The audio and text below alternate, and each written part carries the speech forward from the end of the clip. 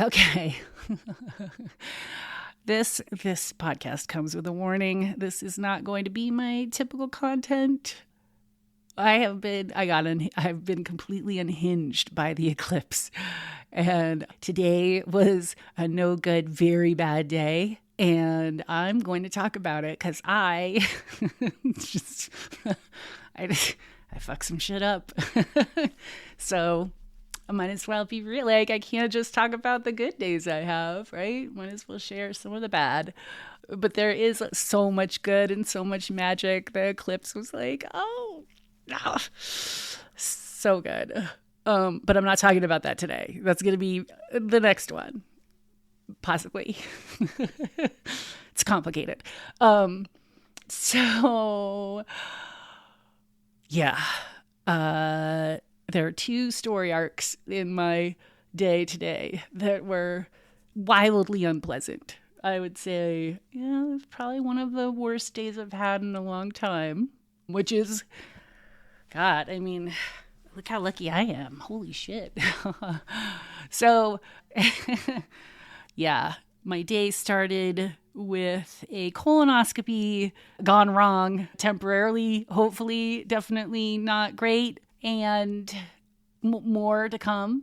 And I'm just like, no. Nope. That cancer is not one of my storylines.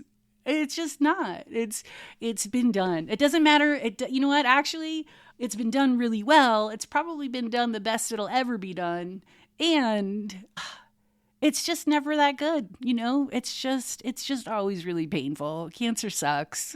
Cancer sucks. So, yeah, I didn't see that one coming, and I am pretty sure it's going to pass me by. That which is not for me will cruise on by me. So that's all I got to say about that.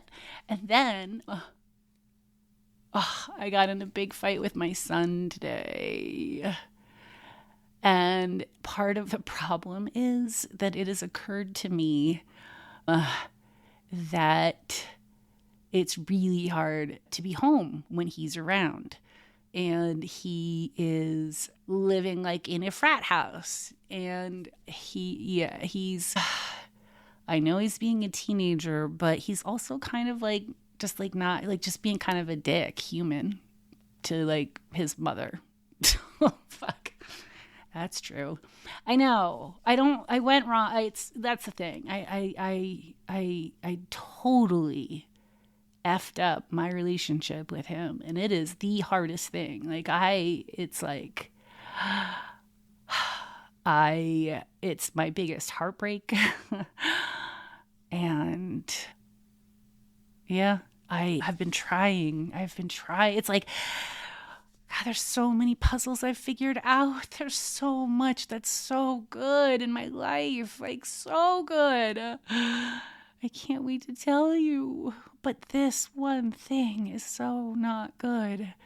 And it's breaking my heart because I'm recognizing the fact that I can't live with someone in a house like that anymore. I just can't. It's not, I love that fucking kid. And I also just cannot have a roommate who is like completely unconscious and doesn't know how to be in community at all. And I like, I tried to tell him, like, I'm so happy to teach him. I'm so happy to learn. Like, tell me what I'm doing. Please tell me. I've been trying to get him to tell me for years. And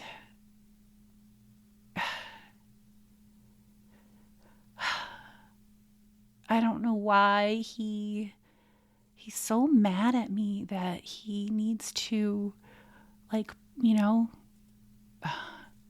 he's not telling me how I can be a better mom, and he's kind of watching me flail really badly and awkwardly and not throwing out a rope. And so, yeah, so like I just had to say, I don't know if I can live with him like this for even the summer. Like, I mean, unless, I was going to say unless like we don't really see each other, but he's so messy. He doesn't clean up. He doesn't clean up after himself, like at all. Not like the tiniest bit. I don't, how did I get this so wrong? Ugh. And then I tell him, like, I'm trying to tell him, like, I fucked this up. Help me figure it out. Like, tell me what you need me to be for you, and let me tell you how you're showing up for me. And nothing I say lands.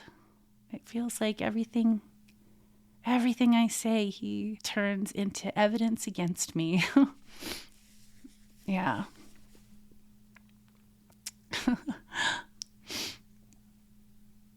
Yeah. So I don't know what's going to happen. Because we left tonight saying, let's just go our separate ways and pick this conversation up later. And the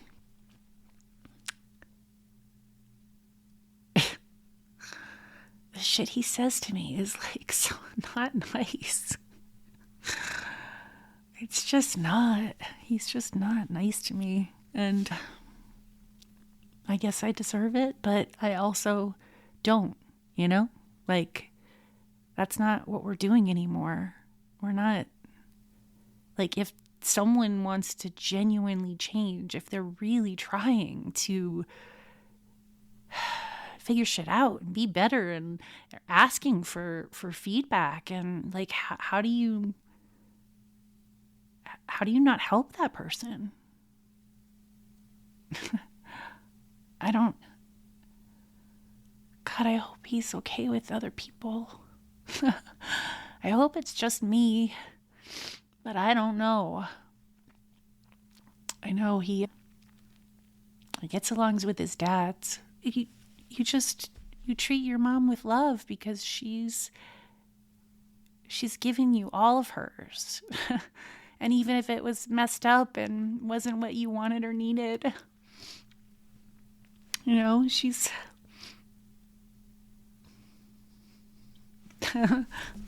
Shut.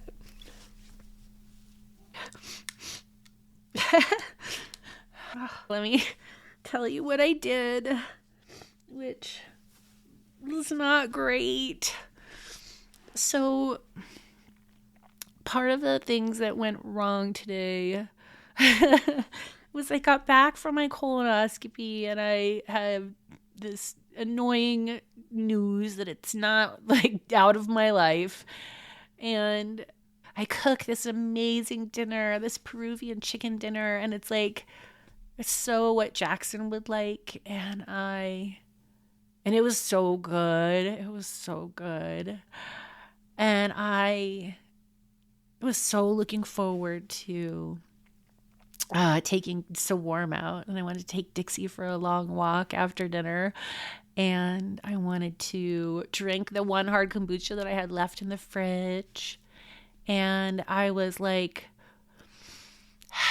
genuinely okay with the fact that Jackson, you know, took his dinner into the other room and watched television, and I was just, you know, listening to music and doing my thing. Sort of the way that I, you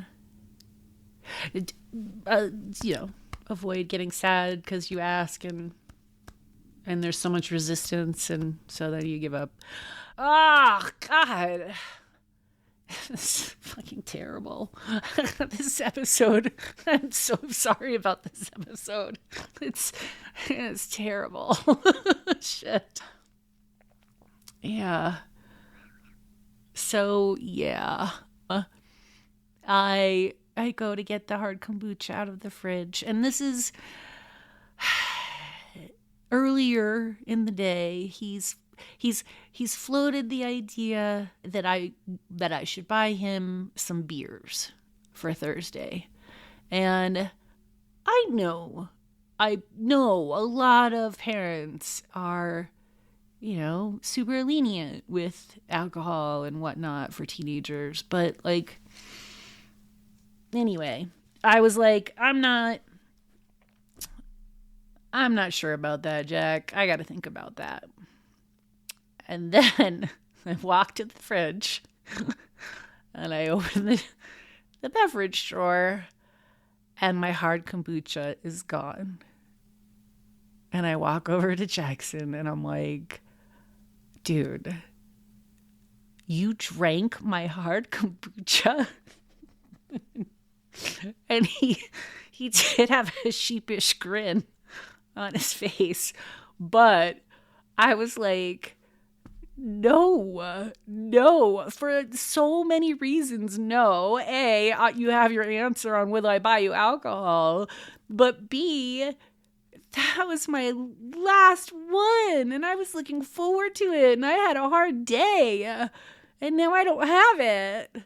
I'm like, you're like a bad roommate. And then I stormed out. So that wasn't my finest hour. And then it got worse. Because, well, obviously, because I didn't have hard kombucha, I needed to smoke some weed. So I did.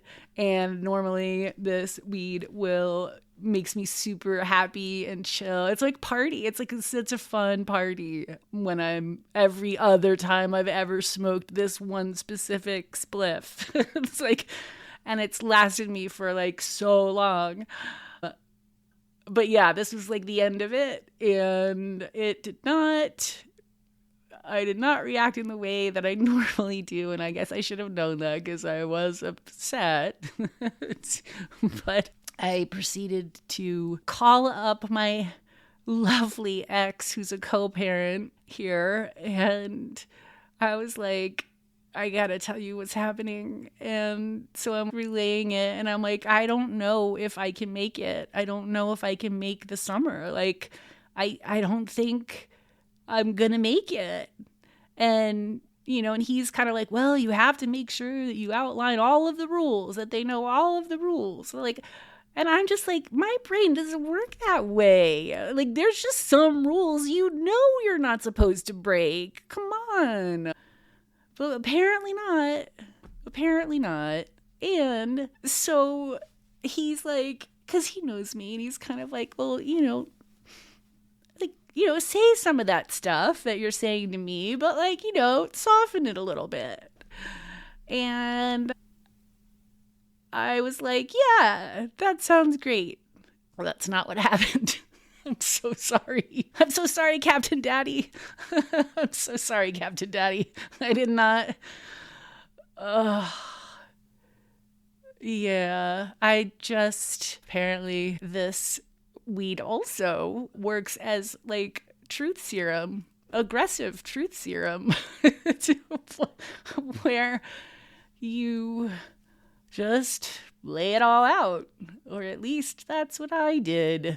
And I'm sure I know I said some things I shouldn't have said. A lot of it, though, I should have said. Actually, all of the things I said I should have said. I just probably could have said them in a much more constructive and gentle way for my sweet, sweet Jackson.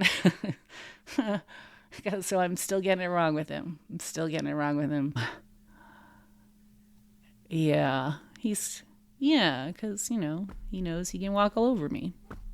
He knows I love him and I'll do anything for him, and he's...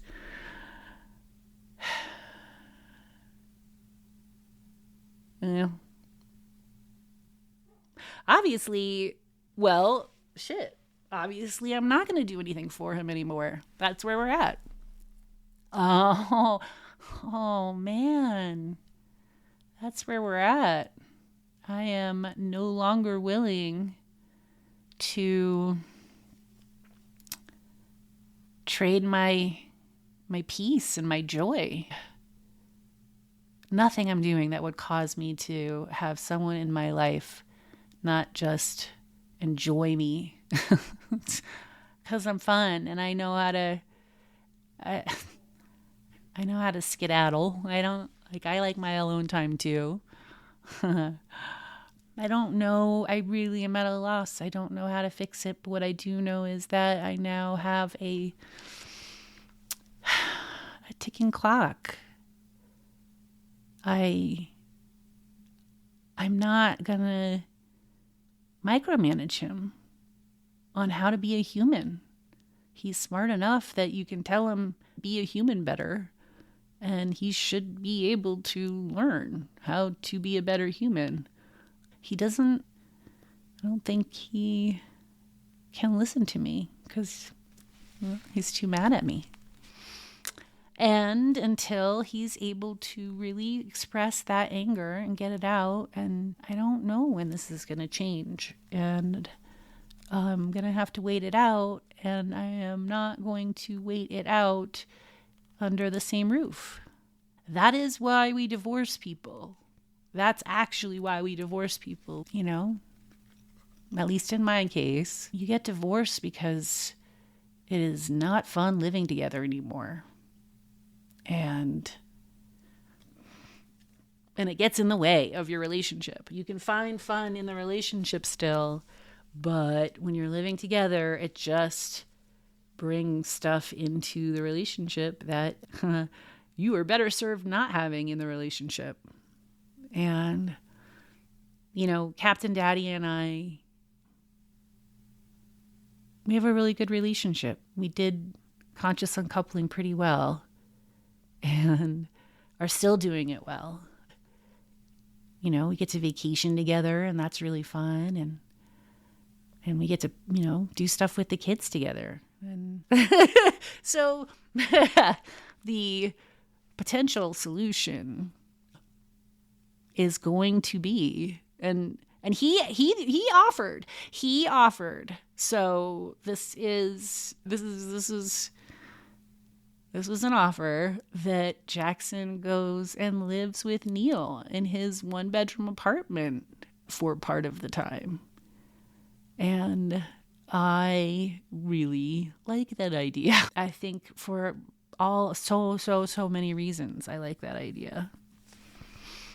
And yeah, it was funny. I was telling Captain Daddy, I'm like, we're talking about Jackson lifting things, like picking things up for people and whatever. And he's like, yeah, you know, he's a teenager. He doesn't want to lift things. And I'm like, he's a teenager. He's supposed to lift things. They want to get strong. This is how you get strong. You use your body and lift things. The hell? Yeah. Yeah. I also am realizing that part of the reason that I'm traveling so much is because home is hard, you know, like you're trying to do life on the regular. And, you know, when you travel, you get to transport yourself to a different world. And when you're at home, you got to like ground yourself. And that's hard enough to do with, and, you know, try to get inspired and start creating things, which is like high on my priority list. But it's like having to have this energy around is really messing my vibe at home. So I'm finding myself planning all these trips, and, you know, it doesn't, you know, it helps that they are so inexpensive for what it is that I'm getting to do, but also, you know, recognizing how much I want to have that change. Yeah. It is an obstacle. It is. I got some things I need to do, and I need to create an environment where it's really conducive to doing those things. They're really awesome things. They're super fun. I can't wait to tell you. Like amazing, super awesome, yay things that like are going to totally happen because it's me. So yeah. If I can just get my shit together. So yeah, that is where I am on this day. And hopefully these two storylines do not make their way into my summer, because this summer is going to be so good. It's going to be so good because I am going to work my ass off and it is going to be so fun.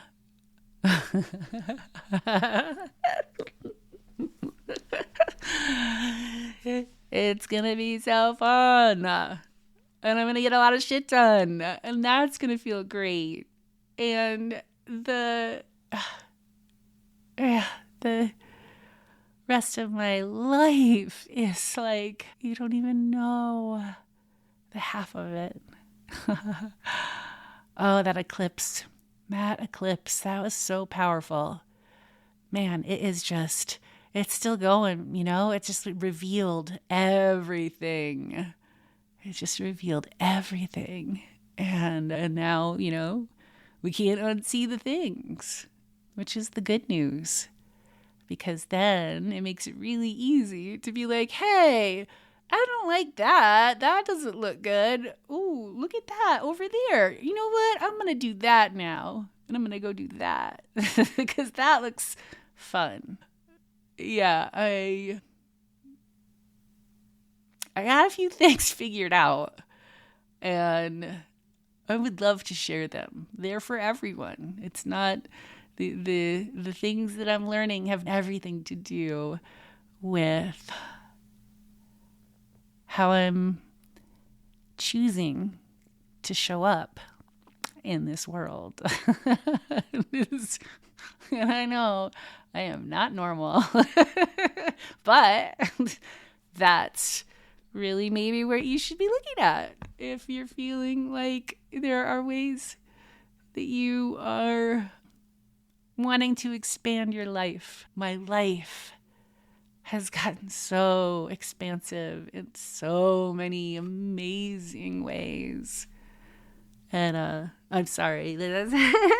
Next episode. Wish me luck. You know, if you, I love the power of prayer. If you feel so called, well, maybe shoot me a prayer that makes my body so healthy. My body feels so healthy. I don't know, this doesn't match the health and the vibration and the energy of my body with my meat suit, because that's what's up. So that prayer. And the other prayer is, man, I would love to have Jackson's heart opened. I would love to experience Jackson with an open heart. And I don't know how to do that. So if you could pray for me to understand how to do that, let it drop in. I am fucking here for it. I will look at anything. I am not scared. Show me. Show me. Yeah. I would like that to happen.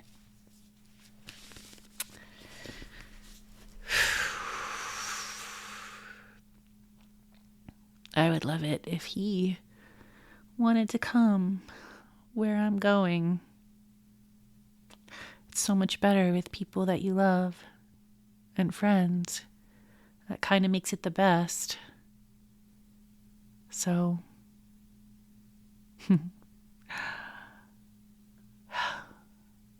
thanks for the prayers. And thank you for listening. And